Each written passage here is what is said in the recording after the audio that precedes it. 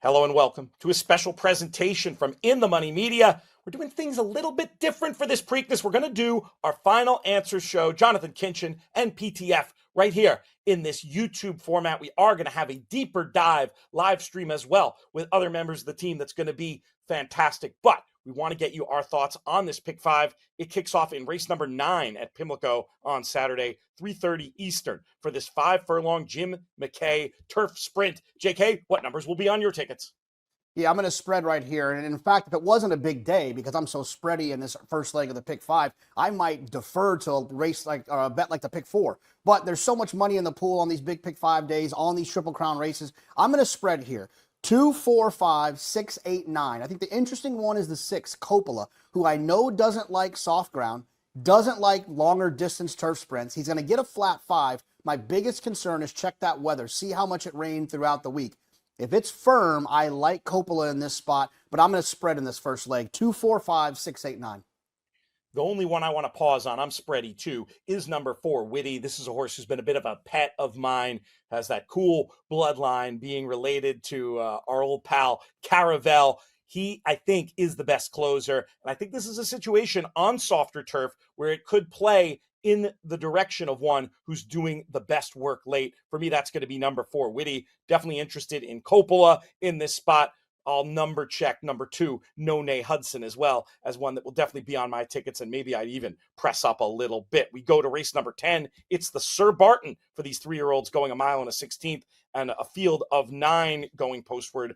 I really like number 6, Invictus, in this spot. Horse really looked good last time. Form of that race is excellent. Looking in DRF Formulator, the 3 runbacks have all improved their figures. I think he's going to get a perfect stock and pound strip. And speaking of pedigrees, this one, I think the distance is going to be no problem, given that he's out of multiple Grade 1 winning mare Serengeti Empress. Sorry, JK. Little inside joke there. I see what you did there. I like the 1 Crudo as well. I agree with you completely. Invictus, if you're saving money, trying to do this wager on a budget, I think you can maybe single a horse like Invictus, but I want a little bit of Crudo as well. And I'm not just talking about the food. You'll notice Bobby Flay, celebrity chef Bobby Flay, owns part of Crudo. Last time this horse ran really well with a very, very slow early pace, meaning the final number can only be so fast. I think this horse might be better than that figure suggests. If for whatever reason Invictus shows up a little bit less than he did last time, I think Crudo could win this race.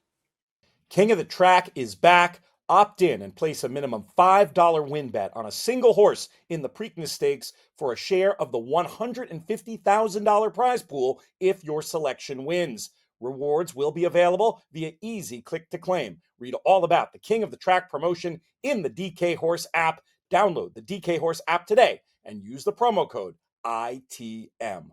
Race number 11, we move to the turf. We're going a mile in the James W. Murphy. JK, we'll keep it with you.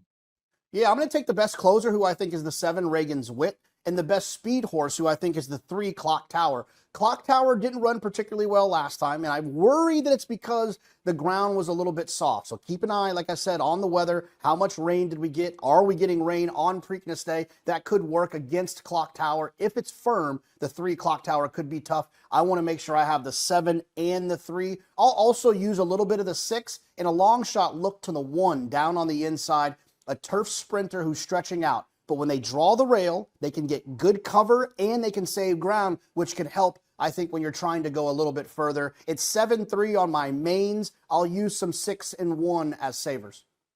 I am in lockstep with you as far as a top pick of Reagan's Wit. This is the form horse. You look at the last 2 to beat him. They ended up in the exacta in the Grade 1 just 2 weeks ago. Reagan was favored in that Transylvania. Didn't have the easiest of trips there. One more try for Reagan's Wit as what I think might be the class of the field. I like the 6, Soleil Volant, who you mentioned, and that one's stablemate, the 5, End of Romance, another I'll use to go with. But I'm heavily interested in Reagan's Wit in race number 11 at Pimlico on Saturday. Let's get to graded stakes action in the form of the dinner party. We got a big full field. We're going a mile and an eighth. And you, from our chat off air, are looking out west to the winner of this one, it sounds like.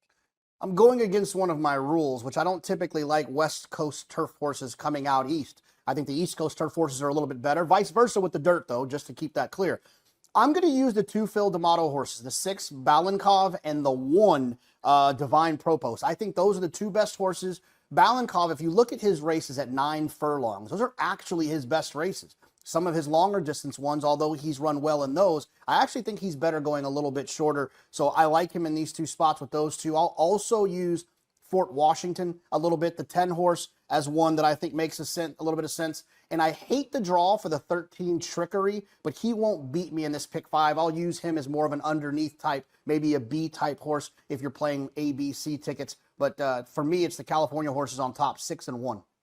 We have the same backups and different main horses. Fort Washington, he may well be the best of these late. Been very impressed with this horse, just generally speaking, and seems to have circled this spot on the calendar. 5 works in tow and that nice looking bullet 2 back. Trickery, second off the layoff. I just don't like the post, and you know he's going to take money, but same as you, I don't want to get beat by the horse. Number 3, Signature, is the one I want to put forward because I just think he has the right combination of speed and stamina and the right draw to get an absolutely perfect trip in this spot. This horse is a little bit light on numbers, no doubt, but I think this is a late blooming 5-year-old who may have found a home on the turf and could keep improving. The other one I like is the 9 Irish Aces. I like this horse's tactical versatility, outside most drawn speed, proven ability to pass runners. Could have beaten Fort Washington, in my opinion, with a clean run 2 back, 3 and 9 on the A-line, 10 and 13 to back up as we pivot to the race that gives the day its name, the Grade 1 Preakness. JK, I think you and I are in agreement on the top pick. Folks looking for more information on this one, make sure to check out our Preakness updated top 5 video,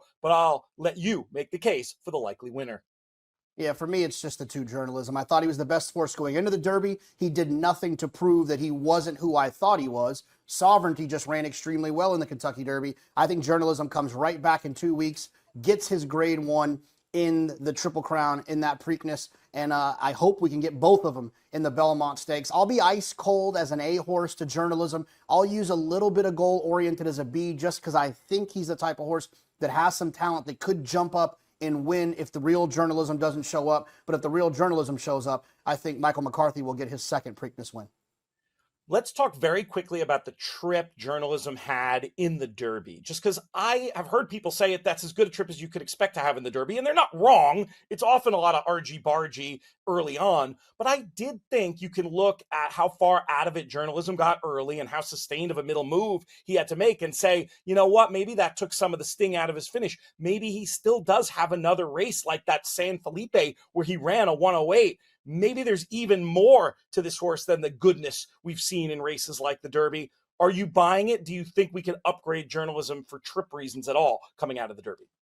I mean, I don't think the start was that comfortable, but who gets a comfortable trip in the Kentucky Derby? I think what happened in the Derby is more a result of Sovereignty running really well and journalism still running his race. I don't fault him for the fact that he didn't win. I just think it's more of a Sovereignty thing, but there's no Sovereignty in this Preakness. Let's talk about some price horses to include. I made this case on the updated top 5 video. I think Heart of Honor is interesting. By the way, let us know in the comments if you think we're right about journalism being the right lone A in this spot. And also let us know who your live long shots to go with them are. For me, it's Heart of Honor. And this is kind of an in Jamie Osborne we trust thing. I have had the pleasure of meeting him and talking racing with him. And I think he's as sharp as they come. He brought us Toast of New York just over 10 years ago. That horse did very well in North America. He knows what it takes to succeed on these shores, and this horse seems to be coming into the race the right way. I wasn't impressed super duper by the UAE Derby, but I do think this horse could take a step forward. You had a long shot I know you wanted to mention as well on the outside in here. Yeah, I think Gosker makes a little bit of sense. I thought he ran well enough in the Lexington. I thought his race 2 back was pretty good. I think Brendan Walsh does a great job. He's drawn towards the outside. I don't think he's winning this race, especially if some of the top 2 or 3 horses show up, but I do think he can get involved underneath. And both you and I are in agreement. Maybe Sandman at the price he's going to be one to fade, and maybe Clever again, one to include. Is that a fair assessment of your opinion? I think so. I think he's drawn well for the speed types. I do worry about Clever again having to deal with horses like American Promise and goal-oriented in the early parts of the race. Help us out. Make sure you subscribe to the In the Money Media YouTube channel so we can continue to bring you all manner of fun racing content. Hit like on the video as well. That helps us, as does dropping a comment. But we are this close to our 12,500 subscriber goal by the Preakness. Your vote could help us get there, and we appreciate you. PTF for JK, In the Money Media YouTube channel. May you win all your Preakness photos.